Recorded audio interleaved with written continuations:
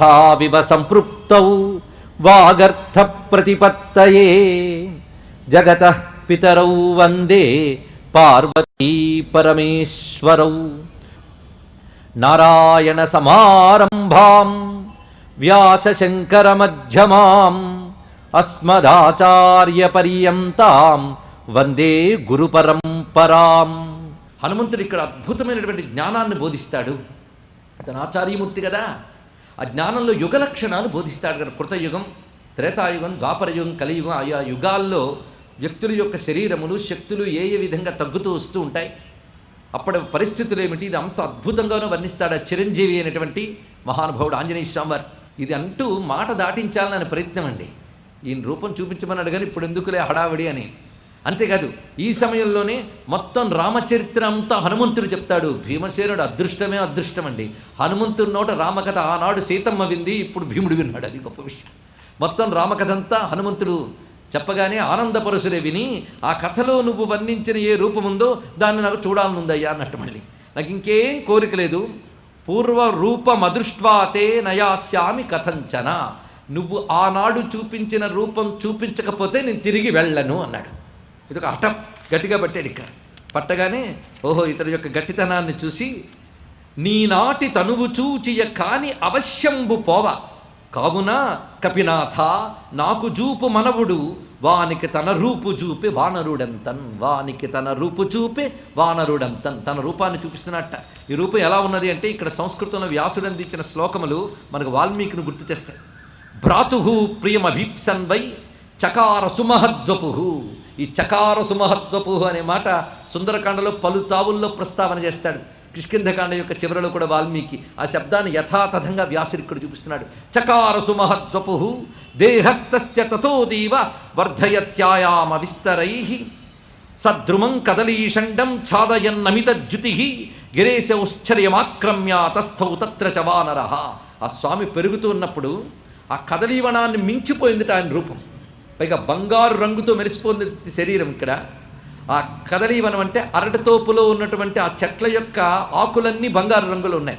కానీ వాటి బంగారు కాంతి స్వామి యొక్క శరీరపు బంగారు కాంతి దగ్గర చిన్నబోయిందిట. అలా వ్యాపించిపోయింది మొత్తం.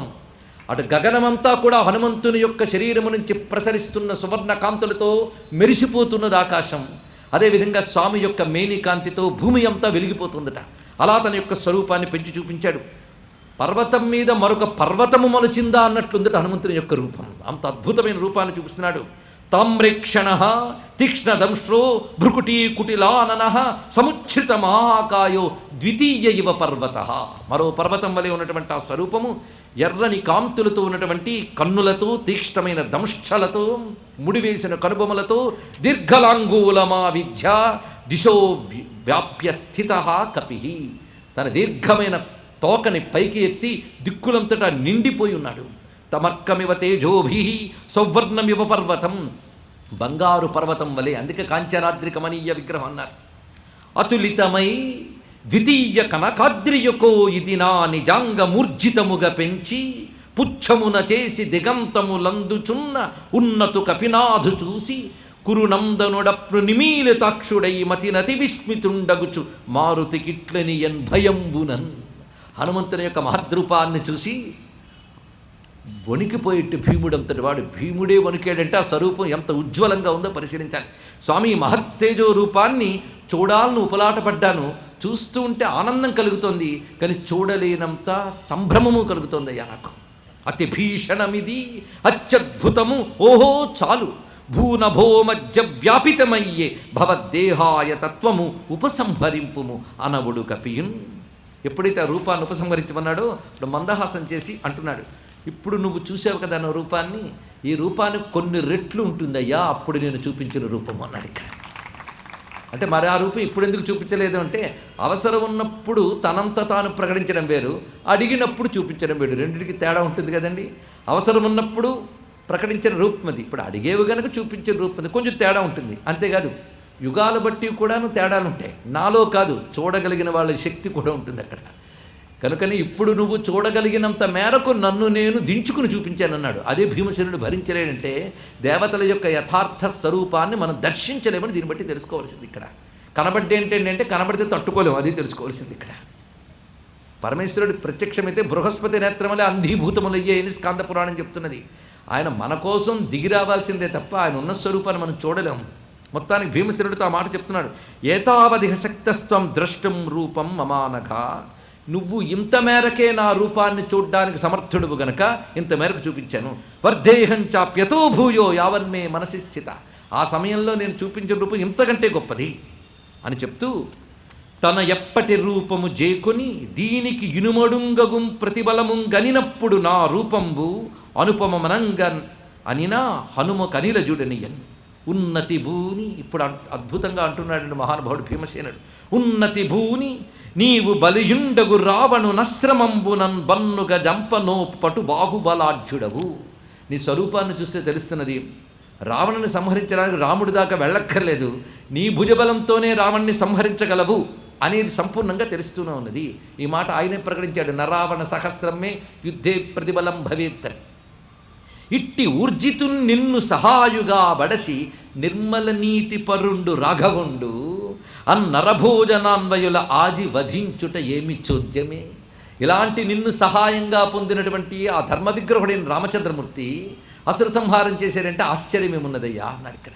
ఈ విధంగా హనుమంతుని స్తుతించాక హనుమంతుడు ఇక్కడ విశేషములైన కొన్ని అంశములు చూపిస్తాడు. అందులో వివిధములైన ధర్మములు, వర్ణాశ్రమ ధర్మములు ఇత్యాదుల్ని బోధిస్తూ ఇక్కడి నుంచి నువ్వు వెళ్ళబోతున్న చోటంతా దేవభూములు, హిమవత్ పర్వతములే దేవభూములండి. వాళ్ళ దర్శనములు అయినా కాకపోయినా మసలితే చాలా పర్వత శ్రేణిలో ఎంతో భాగ్యం ఉండే వాళ్ళకి అది లభిస్తుంది. ఇక్కడ మసలితే చాలు వాళ్ళ అనుగ్రహాలు లభిస్తాయి. ఎందరు సిద్ధులు ఎందరు దేవతలు సంచరిస్తూ ఉంటారు అక్కడ. పైగా దేవతలను నువ్వు పరాక్రమాలతోని అహంకారాలతోని ప్రసన్నం చేసుకోలేవు సుమా. దేవతలు ప్రసన్నం కావాలి అంటే చెయ్యవలసిన పద్ధతులు ఏమిటో ఇక్కడ బోధిస్తున్నాడు హనుమంతుడు. బలిహోమ నమస్కారై మంత్రైశ్చ భరతర్షభ దైవతాని ప్రసాదం హి భక్త్యా కుర్వంతి భారత. దేవతల అనుగ్రహం పొందడానికి బలి, బలి అనగా ఇక్కడ పూజ అని మాత్రమే అర్థం అండి, తలలు నరకడం కాదు. ఇక్కడ బలి శబ్దానికి శాస్త్రార్థం ఏంటంటే పూజ, పూజించుట అని అర్థం. ఇక్కడ బలి హోమము అంటే పూజించుట, హోమము, నమస్కారము, జపము, ఈ నాలుగింటి ద్వారా దేవతలు ప్రసన్నలవుతారు. ఎంత అద్భుతమైన అంశం చెప్పారు చూడండి ఇక్కడ. ఇది ఒక్కటి చేస్తే లాభం లేదు, నేను మంత్రం చేస్తానంటే లాభం లేదు, పూజ ఉండాలి.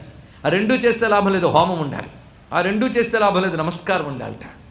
ఈ నాలుగు ఎలా చేయాలంటే భక్త్యా, ఈ నాలుగింట్లో కలవలసిన ప్రధాన ధాతువేది భక్తి. కనుక భక్తితో కూడినటువంటి పూజ, భక్తితో కూడిన హోమము, నమస్కారము, మంత్రము, వీటి ద్వారా దేవతలు ప్రసన్నులవుతారు. కనుక ఈ నాలుగు దేవతా ప్రసన్నతకి హేతువు. అందుకని అహంకారం కాదు సుమా, అందుకు నువ్వు దేవతలను ప్రసన్నం చేసుకోవడానికి ఈ విధంగా వెళ్ళు అంటూ ఇక్కడ సాహసం అని ఏదైతే తీవ్రంగా ఉందో దాన్ని కొంత నిగ్రహించాడు. నిగ్రహించి యథారూపాన్ని స్వీకరించినటువంటి ఆంజనేయ స్వామి వారు భీమసేన్ని గట్టిగా ఆలింగనం చేసుకున్నారటండి. పరిష్వక్తస్య తస్యాసు భ్రాత్రా భీమస్య భారత శ్రమో నాశమపాగచ్చత్ సర్వం చాసీత్ ప్రదక్షిణం. దగ్గరికి తీసి ఆలింగనం చేసుకోగానే ఈ వైభవాన్ని గట్టిగా వర్ణిస్తున్నాడు ఇక్కడ వ్యాసదేవుడు. ఇలాంటివి కీలకాలు భారతంలో. పట్టుకోగానే అంతవరకు భీమసేనుడికి పర్వతములెక్కడం వల్ల అంత మహాత్ముడికి కలిగిన చిన్నపాటి శ్రమ ఏదైతే ఉన్నదో ఆ శ్రమంతా పోయి శరీరంలో ఒక నూతనమైన జవసత్వాలు వచ్చిన అనుభూతి కలిగిందిట. అంతేకాదు కాలము, విషయములు అన్నీ తనకు అనుకూలమైన భావం కలిగింది. మొత్తం అన్నీ అనుకూలించాయి, ప్రతికూలతలు తొలగిన భావం. అంతేకాదు మహాబలవంతుడైన తనకి బలంచ అతిబలోమేనే, ఇదివరకుటున్న బలముల కంటే గొప్ప బలము వచ్చినట్టుగా భావన కలిగి నమేస్తి సదృశో మహాన్, నాతో సమానుడు మరొకడు లేడు అని తృప్తి కలిగింది ఇక్కడ. అంటే అంత బలము, అసదృశమైనటువంటి వీరత్వము దేనివల్ల కలిగిందయ్యా అంటే హనుమద్గాత్ర పరిష్వంగం. చాలా అద్భుతమైన నిమిషం. దీన్ని బట్టి మనం పరమేశ్వరుడు పాండవుల్లో ప్రధానమైన పరాక్రమ వీరులు ఇద్దరిని రెండు విధాలుగా అనుగ్రహించాడని దీన్ని బట్టి తెలుస్తున్నది. నేను కిరాత రూపంతో వచ్చి అర్జునుడిని కుస్తీ పట్లు పెట్టి తన యొక్క శరీర స్పర్శతో రుద్ర తేజస్సుని అర్జునులో ప్రవేశపెట్టిన పరమేశ్వరుడు, ఆ పరమేశ్వరుడే హనుమద్రూపంలో భీమసేనులో కూడా తన యొక్క శివశక్తిని ప్రవేశింపజేశాడు అని దీన్ని బట్టి మనం తెలుసుకోవాల్సింది. దానితో అతిబలుడుగా ప్రకాశిస్తున్నటువంటి వాడు ఒక్కసారి ఆంజనేయ స్వామిని నమస్కరిస్తూ పరవశురైపోయేట. నీకేం వరం కావాలన్నట్టండి ఆంజనేయ స్వామి వారి. చిత్రం ఏంటంటే మహాయోగి అయిన హనుమకు కూడా కళ్ళు చెమ్మగిల్లేటి. ఇక్కడ భక్త వాత్సల్యం అలాంటిది. భగవంతుడు నిజానికి నిర్వికారుడైనా భక్తుడి యొక్క ప్రేమను చూస్తే ఆయనకి వాత్సల్యం కలుగుతుందండి. అందుకు వాత్సల్యం కలుగు అంటుంటాడు, నువ్వు ప్రసంగాల మధ్యలో నన్ను అప్పుడప్పుడు తలంచుకుంటూ ఉండు, అంతేకాదు నేను ఇక్కడ ఉన్నా అని ఎవరికి చెప్పకు. ఇది ప్రధానమైన అంశం సుమా. పైగా నువ్వు ఇప్పుడు కుబేరుని భవనం వెళుతున్నావు, నువ్వు అన్ని విధాల జాగరూకుడవై ఉండు, నీకు నా అనుగ్రహం లభిస్తుంది. నీకు ఏవైనా వరం కావాలంటే చెప్పు, తప్పకుండా చేస్తాను. ఇప్పుడు నువ్వు అంటే నేను హస్తినకి వెళ్ళి ధార్తరాష్ట్రులందరినీ ఇప్పుడే సంహరించి దుర్యోధనుని బంధించి కావాలంటే నీ దగ్గర పెడతాను, చేయమంటావా అని అడిగట్టండి. ఇక్కడ ఇదొక పరీక్ష. వెంటనే స్వామి మా ధర్మము మా చేత నిర్వహింపజేసే శక్తిని మాకు ప్రసాదించు అన్నట్టు అద్భుతంగా చెప్పాడు ఇక్కడ. అని చెప్తూ అసలు నిన్ను వేరే వరం అడగక్కర్లేదయ్యా, నువ్వు నాకు దర్శనమివ్వడమే నాకు లభించిన వరం, అన్నీ లభించినట్లే దానితో. సనాధాహ పాండవా సర్వే త్వయా నాథేన వీర్యవాన్ తవైవ తేజసా సర్వాన్ విజేష్యామో వయం పరాన్. ఇవాళ పాండవులందరూ సనాథులయ్యారు, అంటే ఒక దిక్కు అండా లభించింది పాండవులందరికీ నీ వల్ల, నీ యొక్క అండదండల వల్ల మేము శత్రువులందరినీ తప్పకుండా జయం సాధిస్తాము అని తెలుస్తున్నది అని చెప్తే, అప్పుడు నీపై స్నేహంతో నీకు కొన్ని మాటలు నేను చెప్తూ ఉన్నాను ఇక్కడ. నువ్వు కానీ సింహనాదం చేస్తే యుద్ధంలో అది నాకు ఎక్కడున్నా వినిపిస్తుంది, నీ నాదంతో పాటు నా నాదం కూడా కలుస్తుంది అని ఇచ్చేట ఒక వరం. అందుకే భీమసేని గర్జనలో హనుమద్ గర్జన కూడా ఉంటుంది. అంతేకాదు అర్జున్ని రథంపై ధ్వజ రూపంలో నేను భయంకర సింహనాదాలు చేస్తాను. అసలు ఖాండవన దహన సమయంలో వచ్చినటువంటి రథంకే కపిధ్వజం ఉందని చెప్తాం. హనుమంతుడు మళ్ళీ ఇప్పుడు ఇస్తున్నట్టే ఇప్పటి నుంచి కపిధ్వజంలో ఉన్నట్ట అంతకుముందు ఉన్నట్ట, ఇది పెద్ద ప్రశ్న. కపిధ్వజం అనేది ఆయనకు ఉన్నది, ఆ కపిధ్వజం హనుమత్ స్వరూపమే. కానీ ఇప్పుడు హనుమంతుడు ఇచ్చినటువంటి విషయం ఏంటంటే, అక్కడ నేను సర్వశక్తులతో ఉంటూ మీ విజయానికి హేతు అవుతాను, అక్కడి నుంచి నేను నాదాలు చేస్తూ ఉంటాను అని. ఇది మనకి ఆ యుద్ధాలు జరుగుతున్న సందర్భంలో కపిధ్వజం యొక్క శోభ ఇంకా గొప్పగా వర్ణించబడుతూ ఉంటుంది. అది కేవలం చిహ్నంతో ఉన్న ధ్వజం మాత్రమే కాదు, హనుమంతుడితో ఉన్న ఒక శక్తి కేంద్రం, అది తెలుసుకోవాల్సింది. అందుకే ఆ కపిధ్వజం రెపరెపలాడుతో చూసి నమస్కారం చేసుకోండి ఇక్కడ పైన. అది మొత్తం భారతదేశానికి శ్రీరామరక్ష, అది మన సనాతన ధర్మానికి శ్రీరామరక్ష. ఎందరు ఎన్ని వెర్రి వికారాలు వేసినప్పటికీ కూడా అటు రామాయణ కాలంలో ఇటు భారత కాలంలో కూడా హనుమంతుడు ధర్మరక్షకుడుగా మనల్ని అనుగ్రహించుగాక అన్న. మొత్తానికి ఈ విధంగా అనుగ్రహాన్ని పొందిన అతడు ఆ దివ్యమైనటువంటి కుబేర సరస్సు వద్దకు వెళ్ళాడు. అక్కడ సౌగంధికా కుసుములని దివ్య కుసుమములు, వాటిని తాను తీసుకోవడానికి వెళితే అక్కడ ఉన్నటువంటి యక్షులు మొదలైన వారు అడ్డుకున్నారు. వాళ్ళందరినీ అవలీలగా కొట్టి తాను వెళ్ళ కుసుమాలు తీసుకుంటున్నట్ట. ఈ యక్షులందరూ పరిగెత్తుకు వెళ్ళి కుబేరునితో చెప్పారు, భీమసేనుడా స్వేచ్ఛగా ఆయనకు కావలసినవి తీసుకువెళ్ళని అన్నట్టు. ఇక్కడ ఎప్పుడైతే కుబేరుడు ఆ మాట చెప్పాడో, ఎందుకంటే ఇతడు ఒక దేవస్వరూపుడు, అతను దేవకార్యం కోసం అవతరించినవాడు అని కుబేరుడు ఆ విధంగా విడిచిపెట్టాడు. అక్కడి నుంచి క్రమంగా వీరందరూ కలిసి ప్రయాణం చేస్తూ నరనారాయణుల ఆశ్రమాన్ని దర్శించారు అని చూపిస్తున్నారు. ఇది సరిగ్గా బదరీ క్షేత్రంలోనే నరనారాయణుల ఆశ్రమం ఉన్నది. ఆ నరనారాయణ ఆశ్రమం చూసుకుని వస్తూ ఉండగా జటాసురుని వధించాడు భీమసేనుడు. ఆ తర్వాత క్రమంగా ఆష్టిశేలుని ఆశ్రమాన్ని దర్శించారు. ఇది గంధమాదన పర్వతానికి వెళుతున్న త్రోవలో జరిగిన వైనావనండి. ఇక్కడ గంధమాదన పర్వత సమీపంలోనే ఆష్టిశేలుడు అనే మహాత్ముని యొక్క ఆశ్రమం. ఆశ్రమంలో కొద్ది కాలం పాండవులు అక్కడ నివసించారు. అలాగే వారితో పాటు రోమస మహర్షి, ధౌమ్యుడు మొదలైన వారు కూడా ఉన్నారు. అక్కడ ఉంటూ ఉన్న సమయంలో ఈ గంధమాదన పర్వతం వద్ద ఒక అద్భుతమైన అంశం జరిగిందయ్యా. అంటే 5 ఏళ్ల వియోగం తర్వాత అప్పుడు స్వర్గలోకం నుంచి దిగివచ్చాడు సాక్షాత్ అర్జునుడు. ఆ వచ్చినవాడు మహా తేజోమూర్తిగా అక్కడ మాతలు రథం తీసి దింపితే దిగేట. దిగి తన అన్నదమ్ముల వద్దకు వచ్చాడు. అటువంటి అర్జునుడు చూడగానే యుధిష్ఠిరునికి పరమానందం కలిగినది. ఆ ఆనంద పరవశుడై అక్కడ వారు సమావేశమయ్యారు. ఈ సమయంలో అనేకమైన అంశములు ఇక్కడ వివరిస్తాడు సాక్షాత్తుగా అర్జునుడు. తాను స్వర్గలోకానికి వెళ్ళడం దగ్గర నుంచి జరిగినటువంటి విశేషాన్నంతటిని బోధిస్తాడు. ఈ లోపల వీళ్ళు కుబేరుని యొక్క ప్రత్యక్ష దర్శనాన్ని, అతని అనుగ్రహాన్ని కూడా పొందుతారు. ఎందుకంటే భీముడు ఆ కుబేర వన సమీపంలో ఉన్నటువంటి మణిమంతుడు అనే ఒక రాక్షసుని సంహరిస్తాడు. అతడు కుబేరుని యొక్క మిత్రుడు. అయితే తమతో ఉంటూనే చెప్పకుండా వెళ్ళిపోయిన భీమసేనుడు ఎక్కడున్నాడని వెతుక్కుంటూ వచ్చినటువంటి ధర్మరాజాదులకి అక్కడ మణిమంతుని సంహరించినటువంటి భీముడు కనబడగానే, నువ్వు ఇలాంటి గొడవలు పెట్టుకుంటే మహా ప్రమాదం అయ్యా అంటాడు. ఆ కుబేరుడికి తెలిస్తే ఏం జరుగుతుందో అని కుబేరుడు అక్కడికి వస్తాడు. చాలా సంతోషం, ఇతడు నా మిత్రుడే కానీ ఇతడు ఈ విధంగా సంహరింపబడతాడు ఒక నిర్ణయం ఉన్నది, ఆ నిర్ణయం ప్రకారం జరిగింది అని కుబేరుడు వాళ్ళని అనుగ్రహించి ఆశీర్వదిస్తాడు. ఆ తర్వాత ఇక్కడ అర్జునుడు అక్కడికి చేరుకున్న తర్వాత తాను ఏ విధంగా ఆ దివ్యమైన స్వర్గధామానికి చేరుకున్నాడు, పరమేశ్వరుడు అనుగ్రహం తనకి ఎలా లభించింది, తద్వారా పాశుపతాస్త్రంతో పాటు దేవతలిచ్చిన దివ్యాస్త్రములు అవన్నీ గ్రహించి తాను ఇంద్రుని కోరిక మీద నివాత కవచులు అనబడేటువంటి అసురుల్ని ఏ విధంగా సంహరించాడో వివరించి చూపిస్తాడు. ఎంత అద్భుతమైన అంశం. ఇవి జరిగిన తర్వాత ఆ నివాత కవచులైన అసురులను కూడా ఇంద్రునికి సహాయకుడుగా ఉండి అర్జునుడిని సంహరించాడంటే అర్జునుడి యొక్క అతిమానుషమైన దైవ బలాన్ని ఒక్కసారి స్మరించాలి. దీన్ని బట్టి అర్జునుడు ఎటువంటి వీరుడో మనకు అర్థమవుతున్నది. ఈ కర్ణాదుల ప్రేలాపనలు ఎన్నున్నప్పటికీ కూడా అర్జునుడి ముందు వీళ్ళెవరు నిలవలేరండి. ఇది తెలుసుకోవాల్సిన ముఖ్యమైన అంశమే. కర్ణుడు గొప్పవాడే కాదని కాదు, కానీ అర్జునుడి యొక్క దివ్యత్వం వేరు. ఈ సన్నివేశంలోనే మనకు అది స్పష్టమవుతున్నది. ఇది అయిన తర్వాత కుతూహలం కొద్దీ అక్కడ ఉన్నటువంటి సోదరులు, నువ్వు సంపాదించినటువంటి దివ్యాస్త్రములు ఎలా ఉన్నాయో కాస్త చూపిస్తావా అని అడిగారట. ఆ అస్త్రములు ఎలా పనిచేస్తాయో చూపించమని. అది సహజమేనండి, ఎవరికైనా కుతూహలం అలాంటివి ఉంటాయి. దానితో ఆయన కూడా ఉత్సాహపడి ఒక్కొక్క మంత్రాన్ని అనుసంధానం చేయడం మొదలుపెట్టాడు. అస్త్రములనగా మంత్రశక్తులేగా.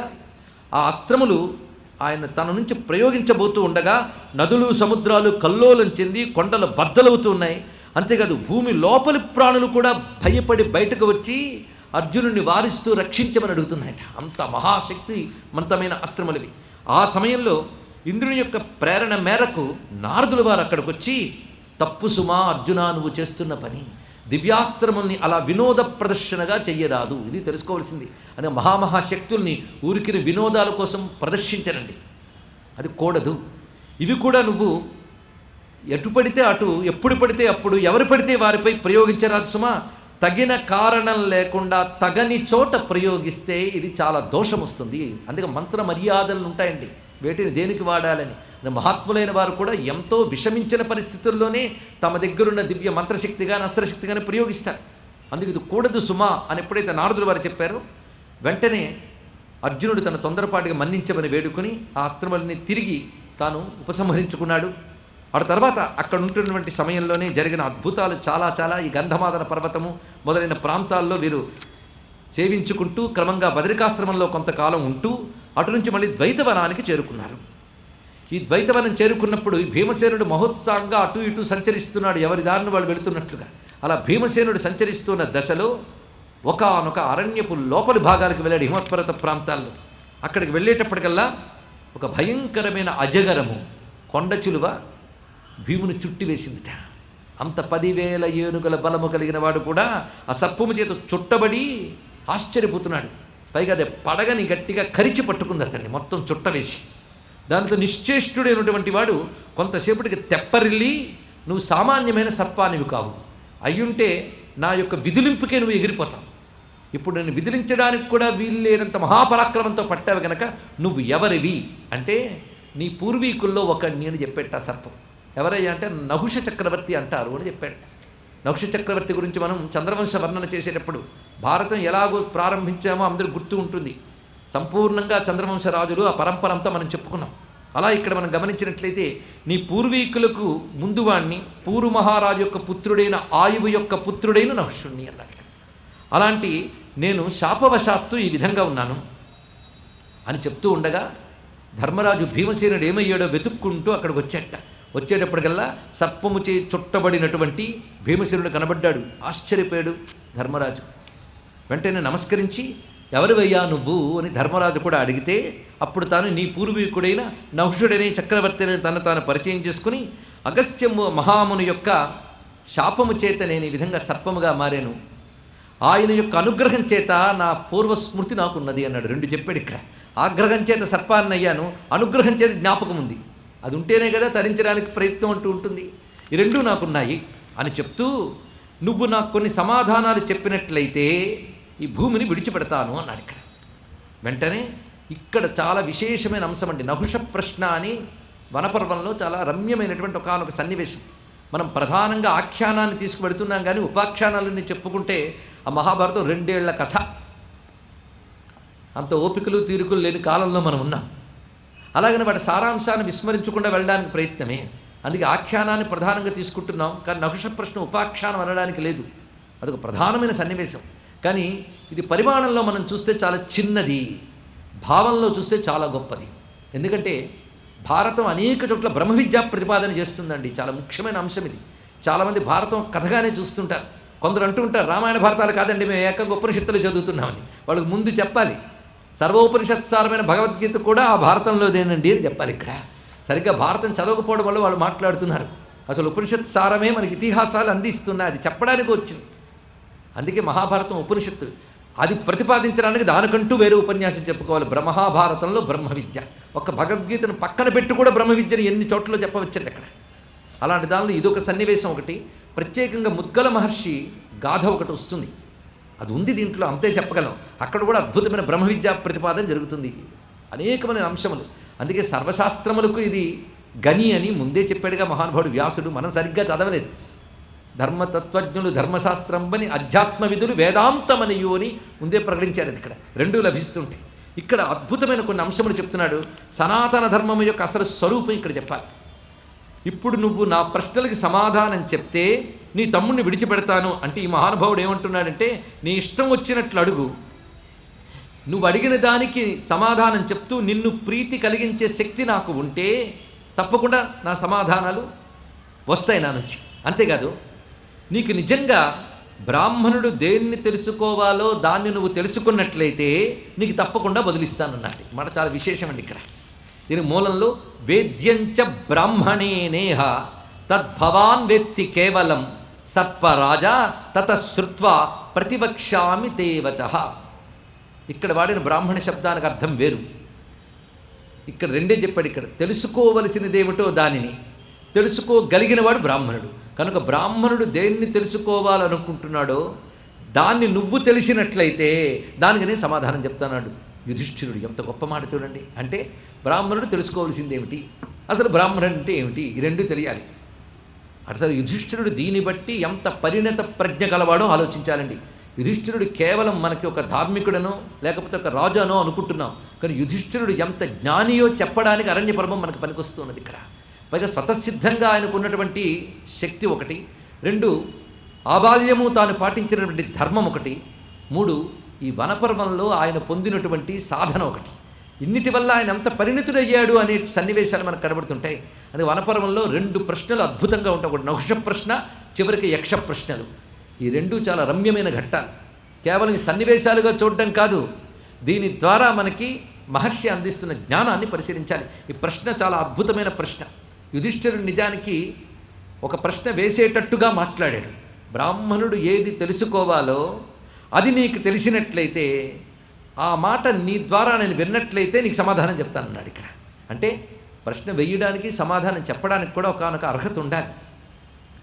అప్పుడు సర్పం అంటోంది, బ్రాహ్మణక్కో భవేద్రాజన్ వేద్యం కించ యుధిష్ఠిర బ్రవీహ్యతిమతిం త్వాం హి వాక్షైరను మిమీమహే. నువ్వు చెప్పిన మాటలోంచే ప్రశ్న తీస్తున్నాను. బ్రాహ్మణుడంటే ఎవరు, అదేవిధంగా వేద్యం అంటే తెలియవలసినది, తెలుసుకోవలసిందేమిటి. ఈ రెండు చాలా ముఖ్యమైన అంశం అండి. తెలుసుకోవలసినది ఇది బాగా ప్రతి వాళ్ళు తెలుసుకోవాలి. వేద్యం, వేద్యం అంటే తెలుసుకోవలసింది. ఎవరి చేత? అసలు పుట్టిన ప్రతి జీవుడు తెలుసుకోవలసింది ఒకటి ఉంది, కానీ కేవలం జీవుడైనంత మాత్రం తెలుసుకోలేడు. వాడు బ్రాహ్మణుడైతే దాన్ని తెలుసుకోగలడు. అంటే అది తెలుసుకోవాలంటే ఏమవ్వాలి? బ్రాహ్మణుడు అవ్వాలి. అందుకు బ్రాహ్మణుడెవడు, వేద్యం ఏమిటి, ఈ రెండు నువ్వు చెప్పు వింటాను. కనుక నీ మాటలతో అది తెలుసుకోవాలని అనుకుంటున్నాను. దాన్ని బట్టి నువ్వు ఎంత బుద్ధిమంతుడివో నేను ఊహిస్తానన్నాడు. చూసారా, నీ ప్రశ్న బట్టి నువ్వెంత గొప్పవాడో చెప్తానన్నాడు ఆయన, నీ జవాబు బట్టి నువ్వెంత బుద్ధిమంతుడివో నేను ఊహిస్తానని అడిగిన. అప్పుడు సమాధానం చెప్తున్నాడు మహానుభావుడు యుధిష్ఠిరుడు. సత్యం దానం క్షమాశీలం అనుశంస్యం తపోఘృణ దృశ్యంతే యత్ర నాగేంద్ర స బ్రాహ్మణ ఇతి స్మృత. సత్యము, దానము, సహనము, శీలము, క్రూరత్వము లేకపోవుట, తపస్సు, దయ, ఎన్ని వచ్చేవి. ఇలాంటి మంచి గుణాలు విన్నప్పుడు మనం చాలా ఆవలిస్తూ వింటాం, పట్టించుకోమండి అసలు. కానీ తెలుసుకోవలసింది తెలుసుకునే వరకు పుడుతూనే ఉంటాం మనం. అది తెలుసుకోవాలంటే ఉండవలసిన లక్షణాలు ఇవి: సత్యము, దానము, క్షమ, అన్నీ తెలిసే పదాలే. క్షమ అనగా సహనం, శీలము, శీలం అంటే సత్ప్రవర్తన, స్వభావశుద్ధి, అనుశంస్యం, క్రూరత్వము లేకపోవుట, హింసాబుద్ధి లేకపోవుట, ఇవి. తపస్సు, తపస్సు అనగా నియమపాలన. ఇక ఘృణ, దయ, ఇవి ఎవరికైతే ఉంటాయో వారిని బ్రాహ్మణుడు అంటారు. ఇలాంటి బ్రాహ్మణుడు తెలుసుకోవలసింది ఏమిటంటే వేద్యం సర్ప పరం బ్రహ్మ. అతడు తెలుసుకోవలసింది పరబ్రహ్మతత్వాన్ని. ఇదేనా ఇక్కడ. అందుకే పరబ్రహ్మ తత్వము పొందుటకై దానికి తగిన శాస్త్ర సాధనలు చేసేవాడు బ్రాహ్మణుడు. పొందవలసిన పరబ్రహ్మ, ఆ పరబ్రహ్మ ఎలా ఉంటుందో తెలుసా? నిర్దుఃఖమసుఖంచ యత్. ఆ పరబ్రహ్మము సుఖము కాదు, దుఃఖము కాదు. సుఖము దుఃఖము రెండూ లేనిది. ఎత్ర గత్వా న శోచంతి భవత కిం వివక్షితం.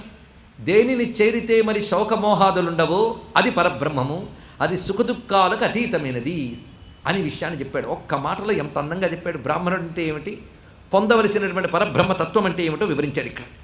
వెంటనే ప్రశ్న వేశాడు సర్పరాజు. సరే, నీ ప్రశ్న నుంచి మరొక ప్రశ్న తీస్తున్నాను.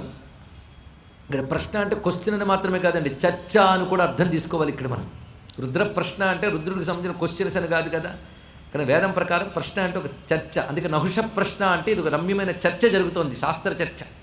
ఈ శాస్త్ర చర్చ వల్ల ధర్మము వేదాంతము ప్రస్తావన చేయబడుతూ శాప పాపం పోతోందండి. అది దీని యొక్క ప్రత్యేకత. అంటే ఈ చర్చ వినడం చేతనే నహుషుని శాపం పోతోందంటే ఈ చర్చ జరుగుతున్న చోట ఉన్నవారందరికీ కూడా ఈ చర్చ యొక్క మహిమ చేత కొన్ని కల్మషాలు పోతాయని దీని ద్వారా మనం గ్రహించవలసిన ఒక అంశమే.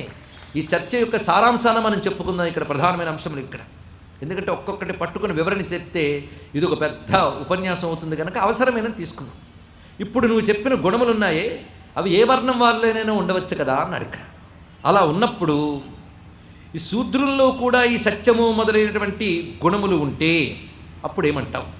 అప్పుడు జాతి ఏమవుతున్నది? జాతి రీత్యా బ్రాహ్మణుని వ్యర్థమవుతున్నదా?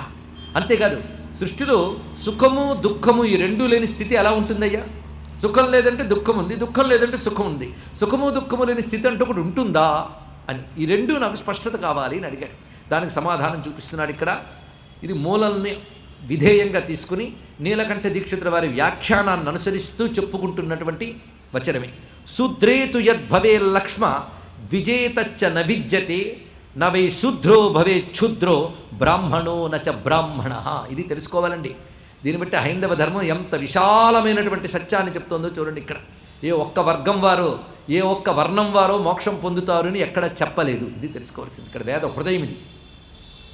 శూద్రేతు యద్భవే లక్ష్మ, నేను చెప్పినటువంటి ఆ లక్షణములు ఏది? సత్యం, దానం, క్షమాశీలం, అనుశంసం, తపో, గృణ అనే లక్షణములు శూద్రుల్లో ఉంటే బ్రాహ్మణుల్లో లేకపోతే ఆ శూద్రుడు శూద్రుడు కాడు, ఆ బ్రాహ్మణుడు బ్రాహ్మణుడు కాడు అన్నాడు. సమాధానం ఎంత అందంగా చెప్పాడు. నవై శూద్రో భవే క్షుద్రో బ్రాహ్మణో నచ బ్రాహ్మణ. ఎత్రైతల్ లక్ష్యతే సర్ప వృత్తం స బ్రాహ్మణ స్మృత ఎత్రైతన్న భవే సర్పాతం శూద్రమితి నిర్దిశేత్. ఇది గొప్పగా విశేషించాడు ఇక్కడ. కనుక గుణములు లేకపోతే వృత్తము లేకపోతే అతను శూద్రుడితో సమానమే అని విషయం చెప్పాడు ఇక్కడ.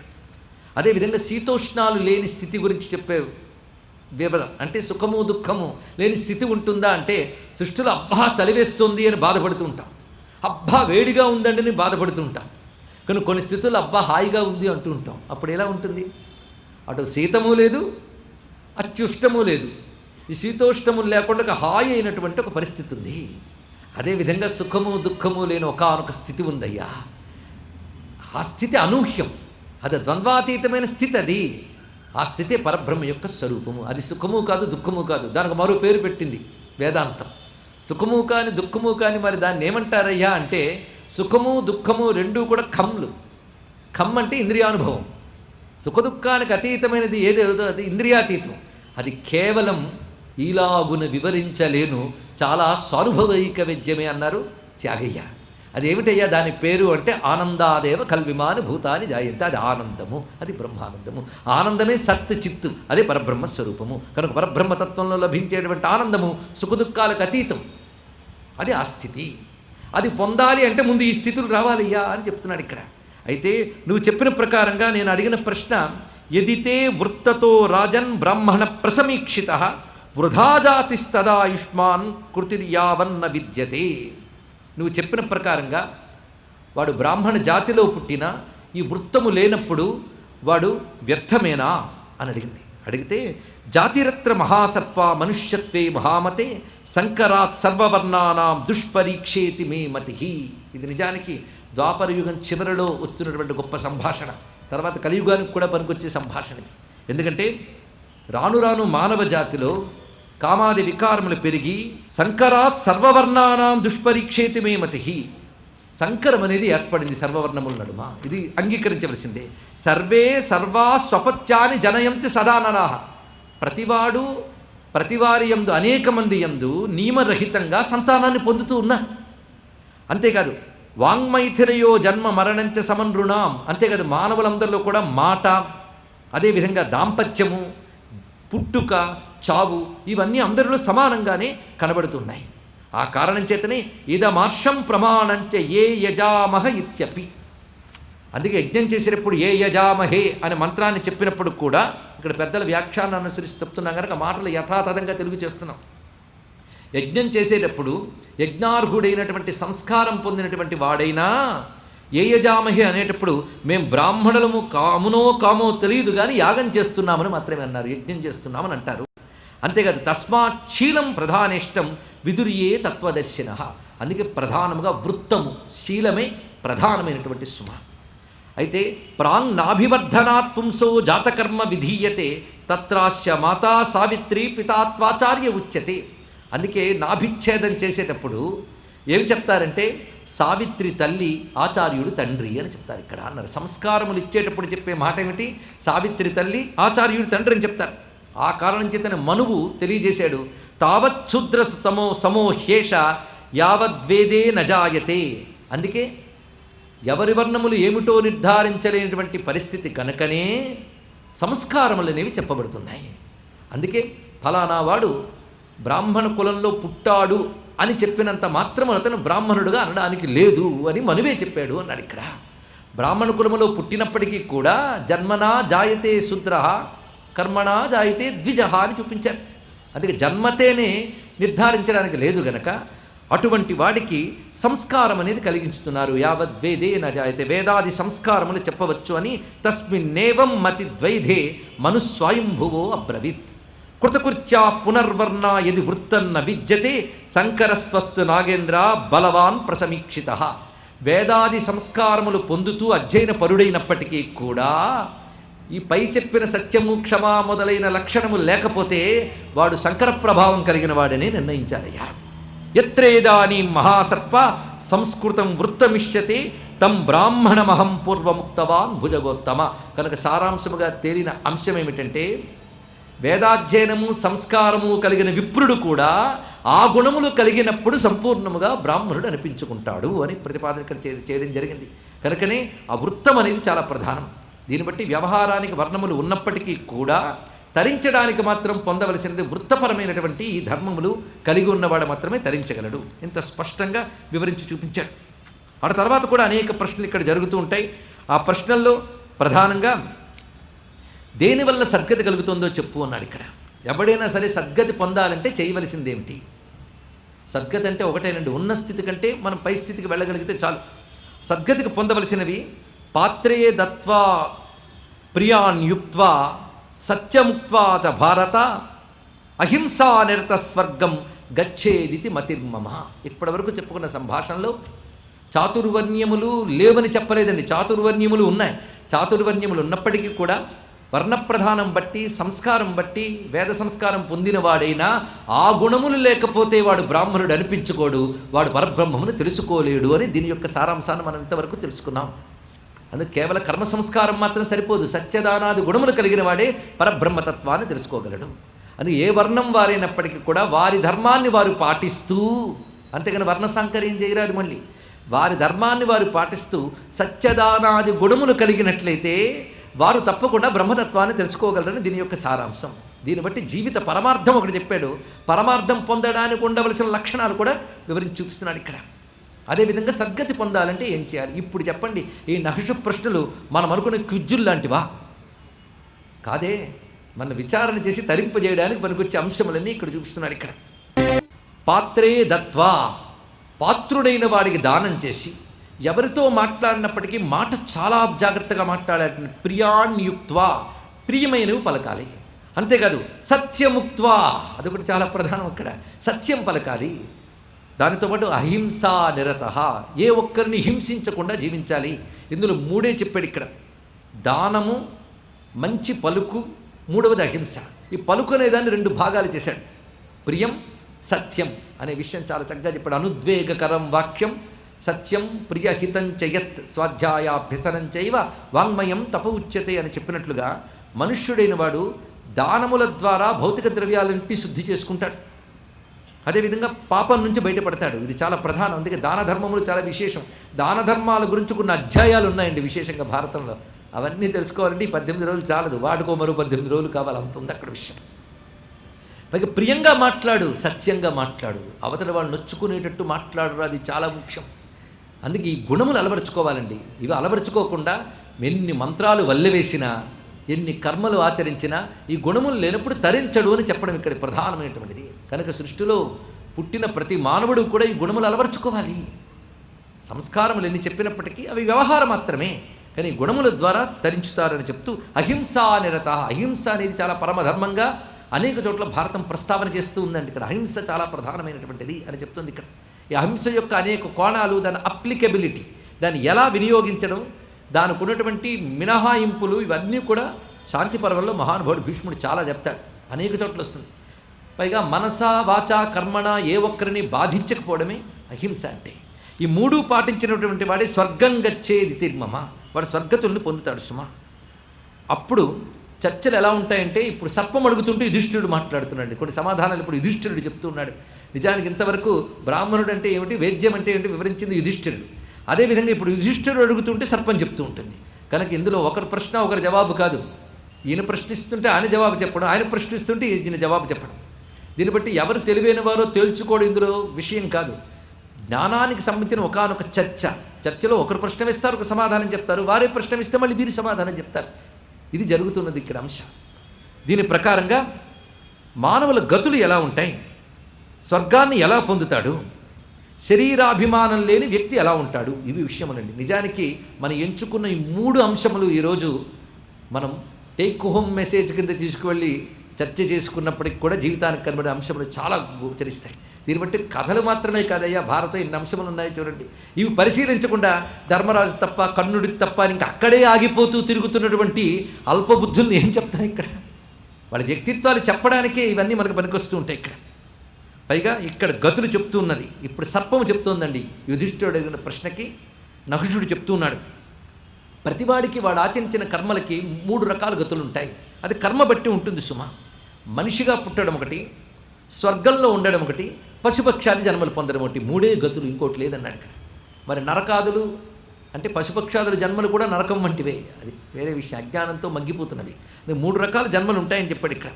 అయితే ఎవరు స్వర్గానికి వెళ్తారు, ఎవరు మనుష్యులుగా ఉండిపోతారు అని చెప్తూ, మనుష్యుల జన్మలో పాప పుణ్య ఉభయ మిశ్రమైనటువంటి వాళ్ళు మానవులుగా పొందుతూ, ఈ మానవ జన్మ అనేది ఒక సాధనకి ఇచ్చిన జన్మ అండి.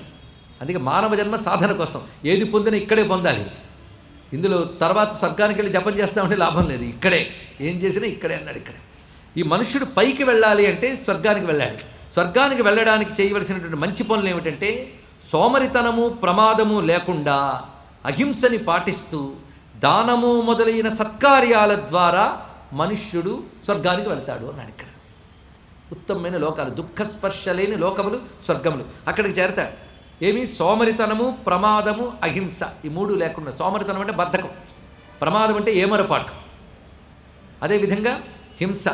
ఈ హింస లేకుండా, సోమరితనము లేకుండా, ప్రమాదము లేకుండా వాడు అహింసతో దానం మొదలైన సత్కార్యాలు చేస్తే, మొదలైన అన్నప్పుడు దగ్గర సత్యము, దానము ఇలాంటివి చేసేవాడు ఉత్తమ లోకాలకి పొందుతాడు సుమా.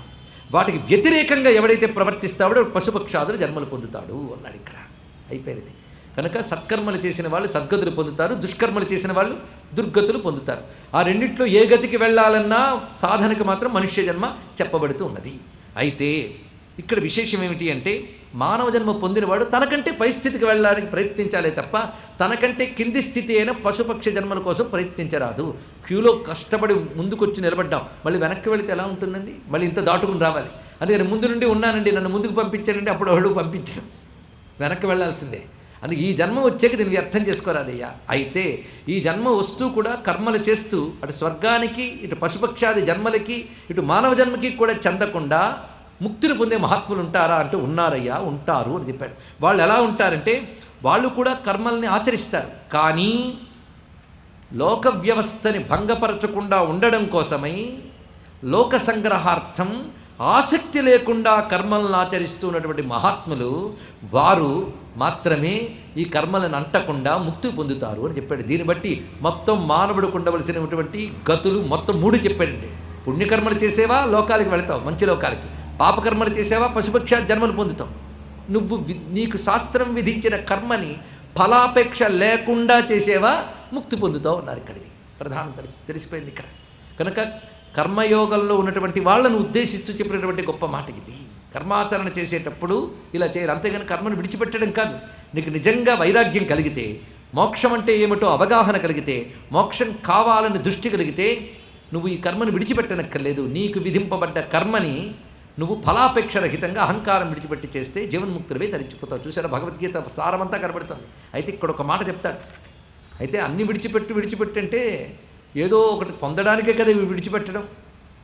ఆ పొందవలసిందేదో దాని యందు బుద్ధి పెట్టి పనిచేయన్నాడు ఇక్కడ. ఇది చాలా రమ్యమైన మాట చెప్పాడండి ఇక్కడ. అది నిత్యే మహతి చాత్మానం అవస్థాపయతే ద్విజ. చాలా మంచి మాట అన్నాడు ఇక్కడ. నిత్యే మహతి అంటే పరమాత్మయందు బుద్ధి నిలిపి ఆ మహాత్ములు ఫలాపేక్ష లేకుండా కర్మను ఆచరిస్తారు, వాళ్ళు ముక్తి చెందుతారు. ఇది తెలుసుకోవాల్సింది ఇక్కడ. అని అహంకారపూరితమైన సత్కర్మ మనకి పుణ్యలోకాలను ఇస్తున్నది. అది మంచిదే, కొంత నయం. అహంకారం విడిచిపెట్టి పరమాత్మయందు బుద్ధి కలిగి ఎవడైతే ప్రవర్తిస్తాడో వాడు ముక్తి చెందుతాడు. మొత్తం గీతాసారమంతా నక్ష ప్రశ్నలో కనబడుతున్నది. అంతేగా తర్వాత ప్రశ్న ఏమిటంటే శబ్దస్పర్శ రూపరసగంధాలకి ఆధారమేది? ఇది అడిగాడు ఇక్కడ. దేనివల్ల ఇవన్నీ పనిచేస్తున్నాయి? శబ్దస్పర్శ రూపరసగంధాలు అంటే ఇది నిజానికి చెప్పాలంటే మనందరికీ తెలిసేవండి. ఒక శబ్దం వింటున్నాం, ఒక రూపం చూస్తున్నాం, ఒక రుచి తెలుసుకుంటున్నాం. దేనివల్ల? సందేహం ఉందండి, దేహం వల్లేగా. శబ్దం వెలుగుతున్నామంటే దేహం చెవి ఉంటేనే, రుచి చూస్తున్నామంటే నాలుగు ఉంటేనే. కానీ శబ్దస్పర్శాలకన్నిటికీ ఏది ఆధారం? దేహం అని చెప్తాడా యుధిష్ఠిరుడు? గట్టిగా చెప్పాడు. ఇవన్నీ పనిచేయడానికి ఆధారం లోపల ఆత్మ అనేది ఒకటి ఉందయ్యా, పరమాత్మ. వాడు చైతన్యం, వాడు చూపిస్తున్నాడు. నిజానికి దృశ్యానికి నేత్రమే ఆధారం అయితే నిద్రపోతే కళ్ళలో దృశ్యాలు కనబడతాయి. దేనివల్ల? అంతేకాదు వెంటనే మరొక ప్రశ్న వేస్తాడు. మనస్సు అంటే ఏమిటి, బుద్ధి అంటే ఏమిటి, ఇవంటే ఏమిటి? చాలా అద్భుతమైన చర్చ ఇక్కడ. ఇంద్రియములతో కూడిన దేహం ఉంది. ఈ దేహంలో మనస్సు బుద్ధి అని 2 ఉన్నాయి. ఈ బుద్ధి అనేది ఎప్పుడు నిశ్చయాత్మకంగా ఇది అని నిర్ణయిస్తుంది. ఇది మైకు, ఇది లైటు అని బుద్ధి ద్వారా నిర్ణయించుకుంటాం మనం. అలాగే సంకల్ప వికల్పాలతో ఉంటుంది మనస్సు ఎప్పుడూ కూడా. బుద్ధి చేస్తున్న పనుల ద్వారా వ్యక్తమవుతుందిట అన్నాడు. అంటే ఇది ఫలానా మైక్ అని నేను పోల్చుకున్నాను అంటే పోల్చుకునే బుద్ధి ఉంది. ఇది మైక్ కాదు బల్ల అని అనుకుంటుంటే వీడి బుద్ధి దెబ్బతిందయ్యా బాబు పోల్చుకుంటాయి ఇక్కడ. కానీ చేస్తున్న పనులు బట్టి బుద్ధి ప్రకటింపబడుతుంటుంది. మనస్సు ఎప్పుడూ ఉంటుంది సంకల్ప వికల్పాత్మకంగా. అయితే ఈ మనస్సు కానీ ఈ బుద్ధి కానీ ఇంద్రియాలు కానీ పనిచేస్తూ శబ్దస్పర్శ రూపరసగంధములను తెలుసుకుంటున్నాయి అంటే వీటన్నిటికీ ఆధారమై ఆత్మ ఉన్నది. ఆత్మని ఆశ్రయించుకుని బుద్ధి పనిచేస్తూ ఉన్నది. బుద్ధిని ఆశ్రయించుకుని ఇంద్రియములు మొదలైనవి పనిచేస్తున్నాయి అని చెప్పాడు ఇక్కడ. దీన్ని కృష్ణ పరమాత్మ గీతలో వెనక నుంచి వస్తాడండి. దీన్ని బట్టి ఇంద్రియాలు గొప్పవని ఇందాక అన్నాగా, దేహమని నేను ఒప్పుకుంటా, ఇంద్రియాలు గొప్పవి అంటాను. కానీ ఇంద్రియాల కంటే గొప్పది ఒకటి ఉన్నది. ఇంద్రియాని పరాణ్యాహు ఇంద్రియభ్య పరం మనః మనసస్తు పరాబుద్ధి ఏ బుద్ధే పరతస్తు సహ. చూసారా, దీనికంటే నిన్న మొన్న భీముడు గద తిప్పడం, అర్జునుడు యొక్క ధనుస్సు ఎత్తడమే బాగుంది కదా. అలా అంటే వ్యాసుడు కోప్పడతాడు. ఎంత అద్భుతమైన విషయం ఇక్కడ చెప్పబడుతుంది చూడండి. బ్రహ్మజ్ఞానం అంతా అంత అందంగా చూపించాడు. దీన్ని బట్టి పొందవలసింది ఏమిటి, ఎవడు పొందుతాడు, ఆ పొందడానికి ఏమి ఉండాలి? కేవలం బాహ్యమైన వ్యవహార సంస్కారాలు లాభం లేదు నాయనా, ఆ గుణములు తెచ్చుకోవాలి అని చెప్తూ, పోనీ ఆ గుణాలన్నీ లేకుండా ఉన్నప్పటికీ ఆ గుణాలు అమలుపరుస్తూ వైరాగ్యము ఆసక్తి లేకుండా ఉన్నవాడు జీవన్ముక్తుడు అవుతాడు.